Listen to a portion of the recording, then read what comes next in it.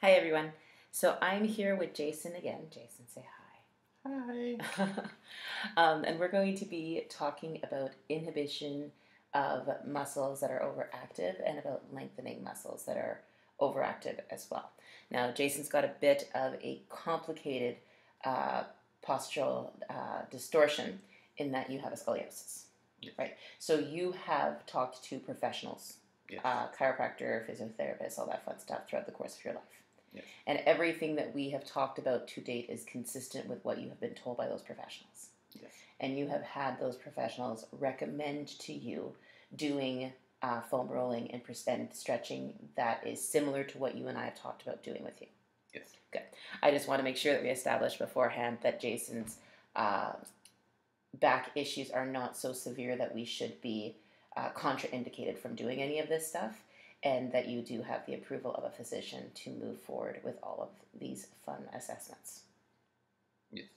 Thanks, Jason. He would probably not tell you if he didn't, because he's my husband, and that would be awkward, and I'd probably fail the course, so that would probably not work so well. I want to talk really quickly first about what we're looking at when it comes to you specifically. So there are a lot of things happening in your back, but there's a theory that came from a man named Janda, who talked about three major postural distortion patterns that we see. And his theory is that most mechanical issues will come from the flow of one of these three major problems. Okay? Sure. So again, there's complexities that happen around scoliosis. I did get a chance to go in and read a couple of scholarly articles on scoliosis that actually confirmed this. And talked about the fact that what we'll often see is more issues on the right side of the body as opposed to the left side. And so when we had that issue with feeling your glute on the one side with the hip extension but not feeling it on the other, that is really common with what we see with scoliosis. Okay, so what we're looking at in this case, Jason, is the upper cross syndrome. So what that means is that you have an overactive suboccipital, upper trapezius, levator scapula, and pectoral muscles. Okay, and when they're overactive, they contract a whole lot, and they take on a lot of the pressure of the body, right? So things aren't distributing normally. We talked about, I was reading to you that article about, for every inch that your head is forward from your shoulders, there's an extra 10 pounds being added onto those muscles, right? So a teeny tiny little bit of movement issue actually creates massive complications in the back, specifically dealing with scoliosis. So what we're going to be doing today is we're going to inhibit some of the principal muscles that are at play there. We're going to do 3 SMR techniques. So in my previous course, you did SMR with me. It'll still run if it goes dark. It's okay. You did SMR with me with the foam roller, and you videotaped me in horrible, horrible pain with my peroneals.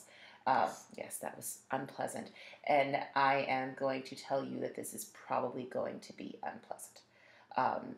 What we expect to see is that there's going to be an element of a lot of tenderness, and you're going to find sore points. I imagine we're not going to have to work really hard to find those tender spots in you. I imagine that there are going to be several different areas of tenderness. You've done this before, is that? Yes. Yeah, it's not gonna, I'm sorry. It's okay. It's going to help, but we have to be regular about it, and we have to make sure that there's no reason why you can't do this daily. So that's a good thing to know. The original advice that you had gotten several years back was to hold the pose for 15 minutes. Is that correct? 10 minutes. 10 yes. minutes, but okay, I have seen nothing to validate that as being necessary. There might have been an argument for it with that practitioner, and it's possible. I'm not going to ask you to do that. We're going to follow the recommendations of my book, which is to hold it for about 30 seconds. As we start getting deeper into those, you can extend that sometimes a little bit. But we're going to start with just the SMR component, and then we're going to take a bit of a break and talk about lengthening. Okay? All right, so we are back. There are several different tools that we can use for SMR. In this case, we're going to use a pretty soft foam roller. This is the foam roller that you were given by the doctor, correct? Okay. We're also going to be probably looking at whether or not we can use a ball for you for getting into the pectorals. But we'll look at that in a second. First, we're going to start by doing the thoracic spine. Okay, so that's going to happen in this area right beneath the scapular to about right here in the mid-back. Okay, so what I want to, I'll show you what we're doing really quickly. If you move out of the way for 1 second. Sure. And then we can walk here together. Okay, we're going to start in a really good, strong position. Form is really important here. We don't want to reinforce bad habits as we're trying to correct the body's bad habits, right? So we're going to start, your hips are going to be on the floor, strong legs, right, keeping in alignment. As you move that foam roller towards the mid of the spine and into the bottom of that scapula, you're probably going to want to raise your hips just a little bit to get into it. Now, there's a couple of different ways. The NASM video showed it with the arms like this, and then you kind of extend back. But they also have NASM videos where they're still holding a pretty strong posture and holding the chest up a little bit. And I'm thinking that that might just be a question of range of motion and of comfort level. So what we're going to do is see what you're able to do without getting you into too much pain, and what you're able to hold in a stable position without sacrificing too much form, right? What we don't want to see necessarily is the body having to do really odd things, especially on that spine. We want to make sure that we're really nice and strong on it, okay? Sure. Okay, let's give it a try.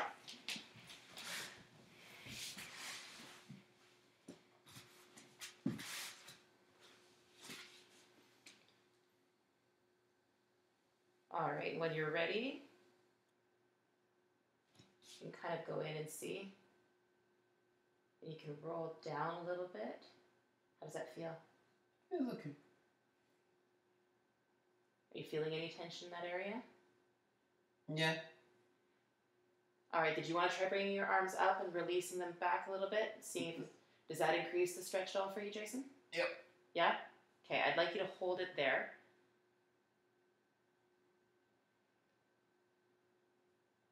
Keep breathing. Breathing is really important. That's a big part of how muscles learn to release, is that we need to, again, not further contract them, right? Mm-hmm. You're about halfway done. Are you feeling that starting to release a little bit? Yeah. The visual that a friend of mine gave me when I was doing this is picture putting a big scoop of ice cream into a hot skillet, and then it just kind of slowly melts. I always wondered why you would want to melt ice cream in a skillet, and I was thinking about eating it. Okay, I'll just wait.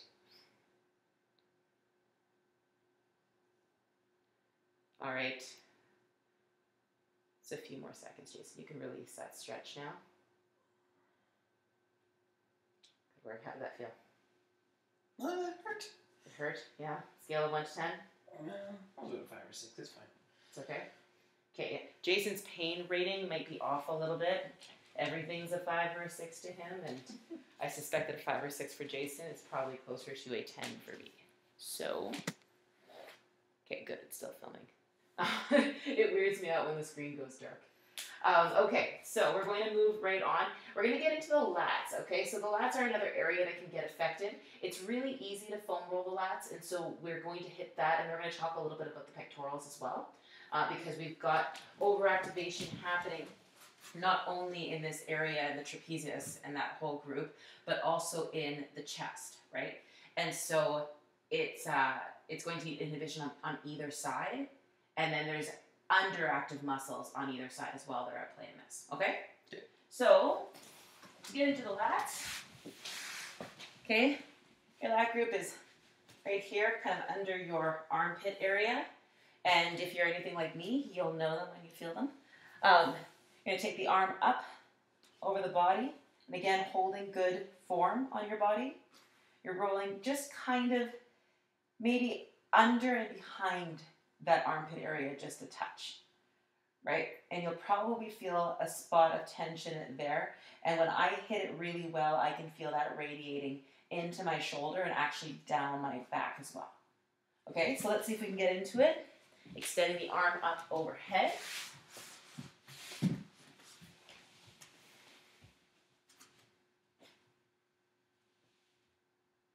Anything? Yep. All right.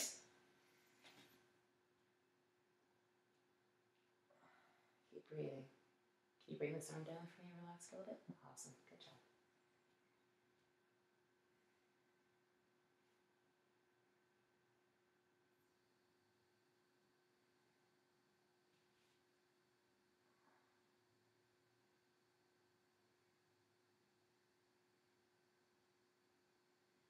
just a few more seconds here. Are you starting to feel it release at all?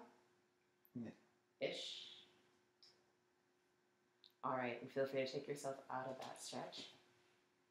And we'll do the other side as well, but we're going to do that one after we're done the video just because I don't know if we have to necessarily do both sides on the video. Sure. Okay, so we'll move on. The pectorals, I've never done the pectorals with a foam roller. I've looked it up today, and there are ways of doing it, so I'm going to explore it a little bit with you. The way that I usually do it, which I'll show you afterwards, is I use a ball and I use a wall, right? And I'll push the ball up against the wall, and I find that a more effective way of getting into it. I also will do that for my traps, but I'm a little bit concerned that your traps are so tight right now that that actually might be a little bit more advanced than what we're ready to get into. Okay? Okay. So, pectoral group. I'm going to lie in the front. Same kind of idea as we just, oh yeah, you know what? You sure can find them like that. Okay, so just kind of above that breastbone, into the middle of your body, right around at the armpit level is where I expect you'll find some of that tension. You and I actually have the exact same distortion pattern. I just have it to a much, much lesser degree. So everything that you do is very similar to what I should be doing too. So we can do them together. It'll be like date night, stretching it out, right? Yes? This is how couples date? No, we suck at this. All right, try. Go.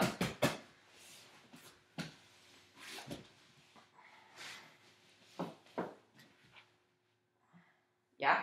Mm-hmm. All right.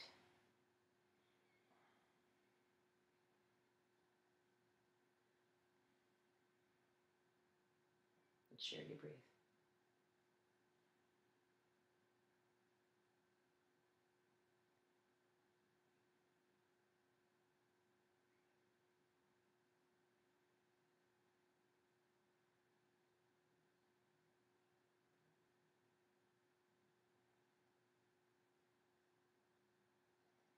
Good job, and you start coming out of that one as well. And how was that one? Scale of 1 to 10. A 7. Was that one the worst? Yeah. Yeah? Okay. It's actually not hugely surprising. And that's an area that's carrying a lot of tension, right? Because your head sits right up in front of the shoulders, a significant amount. So your chest is taking a lot of that extra weight from the hunched shoulders. So if we can release that a little bit and strengthen the other muscles around it, we should be able to decrease the pain, which would be a good thing. All right. So I'm going to pause the video here. We're going to talk a little bit then about the next step of this process, which is lengthening. Okay? Okay. All right. So we're at the last section. Are you excited? Yes. Yes. Okay. We are going to do a couple of sets of static stretches. We're lengthening those overactive muscles, okay, because when they're overactive, they're contracted. We want to stretch them out a little bit. Interestingly enough, there is no point in stretching out muscles that aren't actually overactive. I learned that today. So a whole bunch of that time that I've spent stretching, totally ineffective. Absolutely, completely lost time on my part. Good to know. That being said, we are going to do the same kind of muscle groups that we hit with that SMR. So we're going to start. I'm going to get you to grab your arm. You're going to put it behind just like that. Perfect. We're going to start by doing the upper trapezius. Okay, so you're just going to gently pull on the head, not hard, just gently, right?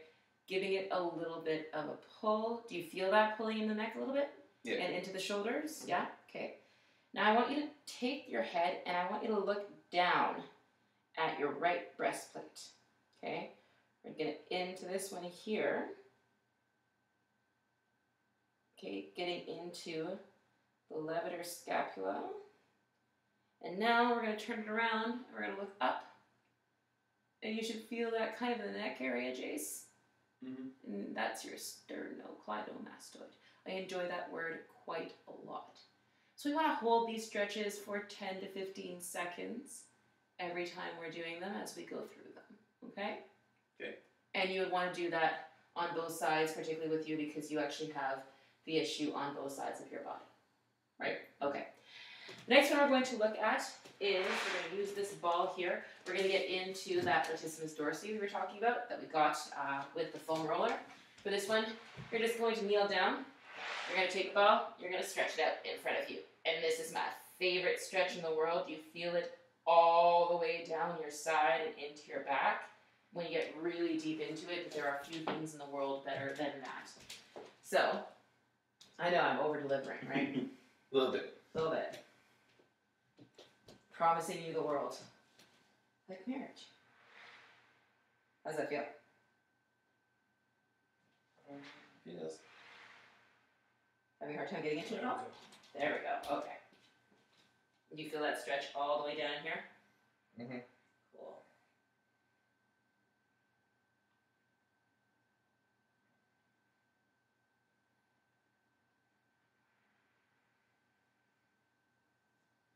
Awesome. You can start to release that, Jason. Again, we will do the other side.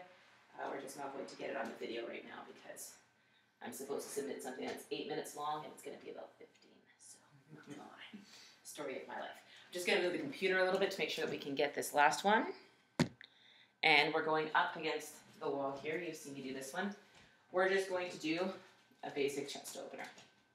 Okay, this one with how tight your chest is, you might actually find just doing this effective. So give that a try first. You do this one a lot, don't you? Yeah. I see you doing this at home all the time. Using the wall lets you get a little bit deeper into that.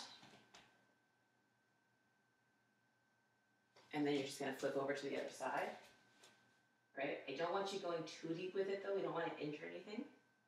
Right? But the idea is, and then often I'll just honestly give a pull like this too, but I'm not sure that that's necessarily going to be effective in terms of your range of motion either.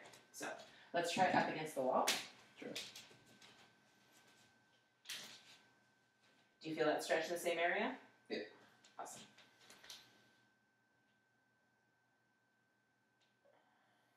Don't forget to breathe through the stretching.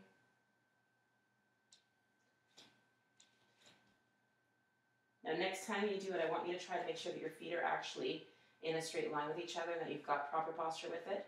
Because again, we don't want to reinforce any of the compensations that are happening. We want to make sure the body is in proper alignment, okay? Okay. So let's stretch it out and let's get into that proper posture first, or as close as we can. Okay, so we're going to turn sides. Get your feet straight up. There we go. How does that feel? Good.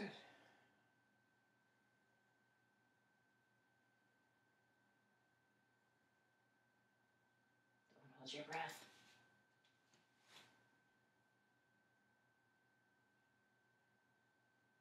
Awesome.